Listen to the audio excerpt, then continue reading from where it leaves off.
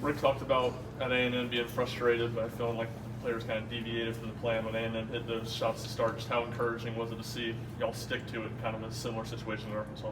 Yeah, A&M, you're right. Our plan was to, make it difficult to get to the rim, do those type of things where we're effective making them play outside in instead of inside out.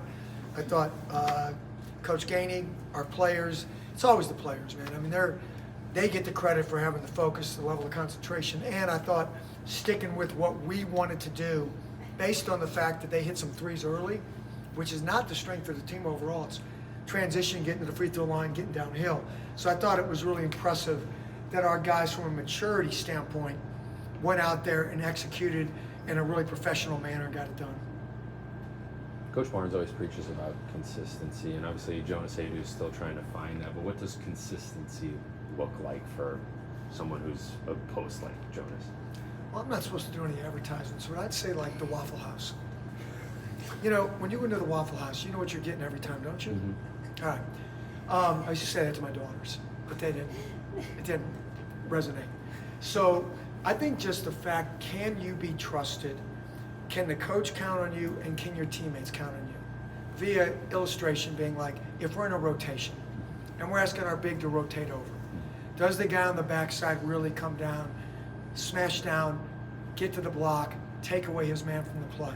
So if that post guy doesn't feel like he's going to get that support on the backside, I think that's what we're looking for. The best things, the best teams at any level play with a high level of consistency, and I think that's what Coach is talking about, a level of trust amongst teammates that I got your back, you got mine. How key is Jonas to being able to have a game like Arkansas where you make 5 3-pointers and score 92? How big of a piece of the puzzle is he for that? It's gigantic. I mean, I can't remember exactly, what are we getting paid, 48 points or is that it? So I think when you're not making threes, and coaches talked about this too all year, that we have to have a balanced attack. We have to be able to get the basketball inside, right? And be effective, be efficient. Via that comes driving the ball, our post guys, but we have quality post guys here. Tobey, JP, Cade, obviously Jonas. And I think now the step for Jonas is, can you do it against the bigger and more physical guys in the league? He has proven that he can be really effective, and he's been a factor in a lot of games and does a lot of things for us defensively as well, right? At the rim, he's a lot to handle, But when we get play from our inside guys, we're impactful. Is being more physical part of the Waffle House analogy for Jones? You need to be ready to throw hands?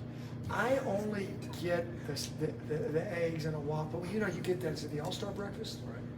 Yeah, I think that's really coming at it. So when we can get that kind of effort, build walls, eat a lot, it's good. Healthy appetite. Coach, when you have the scout, what's the challenge or the dynamic when you just seen the team 2 weeks ago? I think getting your guys to lock back in, to get them to understand that there are some changes. I mean, Vanderbilt is playing better. They led South Carolina at the half.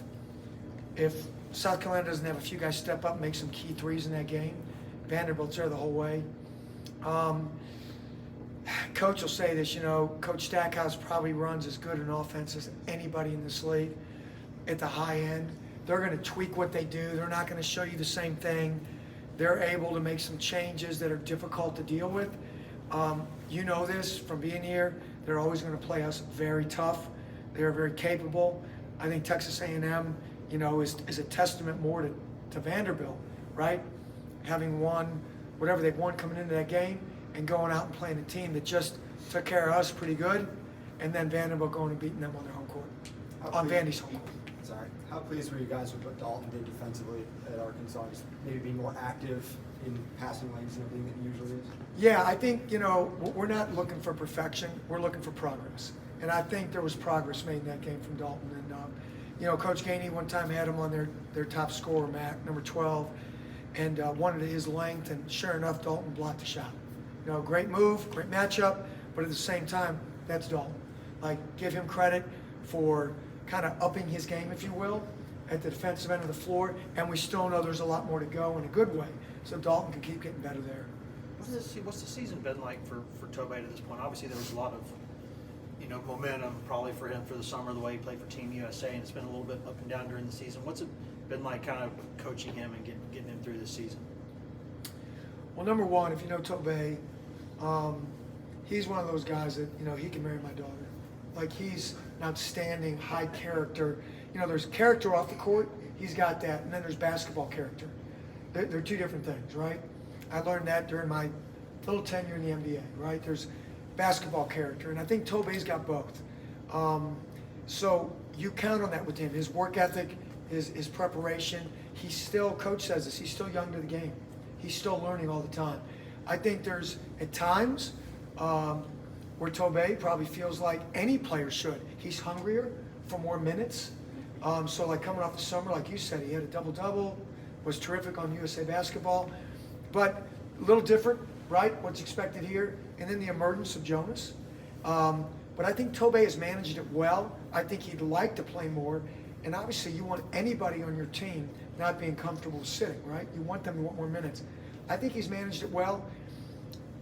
I heard this stat the other day, you guys correct me, Alex, if he had played enough minutes, he'd be the number one, which I thought at the beginning of the year, number two, offensive rebounder in the country. So what he brings to the table, I think if you're the other coach and you look down there and you see him checking into the game, there's really not much preparation for Tobey. Like, you could tell your guys to block him out, to hit him, to drive him out. Good luck. This is a bit of an off-the-court kind of question, but tomorrow you'll be raising awareness for organ donations in that game. What does that mean for this team to be able to support that mission? It's awesome. You know how Coach Barnes is, and anything that we can do that helps others and thinking about other people. I myself am one. I don't know at my age if anybody would want my organs, but it's something, it's a gift of life.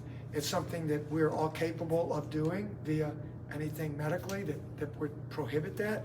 So I think it's very important to us as a team. I think our guys recognize what it means, and I know our coaching staff and the University of Tennessee understands it. Coach, how big of a boost is it when Jordan is hitting shots and you can go to your bench and throw somebody in a game like that gives you a spark offensively? It's huge. I mean, Coach calls them lightning bolts. I think that's a great word for it. He comes down, even the first ball he shot from the corner after he made a couple of tough shots going in, mid-range. I thought it was down. It looked great. He's just been playing with a lot of confidence, and I love how he responded. He's another guy with a quiet mental toughness to him. He didn't shoot it particularly well at A&M. Didn't phase him. I think 3 out of the last 4 games maybe. He's been really effective. And even when he's on the court, there's a gravity score. Who knows what that means? Raise your hands. Raise your recorders. All right. Gravity score is how close do I play to Rob? How good a shooter is he when he's in the game? Because if I have to, terrible shooter. So I can really get off and help him my gap. But if a guy can really shoot it like Jordan, what he does is he opens up gaps for other guys. He opens up the game for Zakai, for Dalton, for Santi, Freddie, whoever it might be.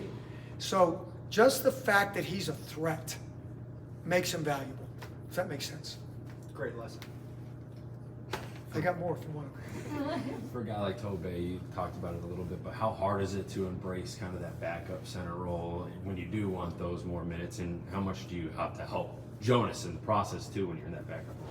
Yeah, I think Jonas went through it. If you guys pretty much for a while here, right? And so I think he does. I think the great thing about us is we do have a high character bunch of guys that really care about each other. They know this is a team sport. It's no offense with bowling or anything, but if you want to do an individual sport, it's a great sport, right? I guess there's team bowling. I don't know. But the point being, those guys help each other, and they've all been in that role. I think empathy and true leadership comes from when you've been in a role and you know how that felt, and now you can relay that to somebody else, whether it's in the working business, in your profession, or on the court. Guys that have come off the bench that had to do it the hard way, and I'd say Jonas did that. I think that's a big help to Tobey.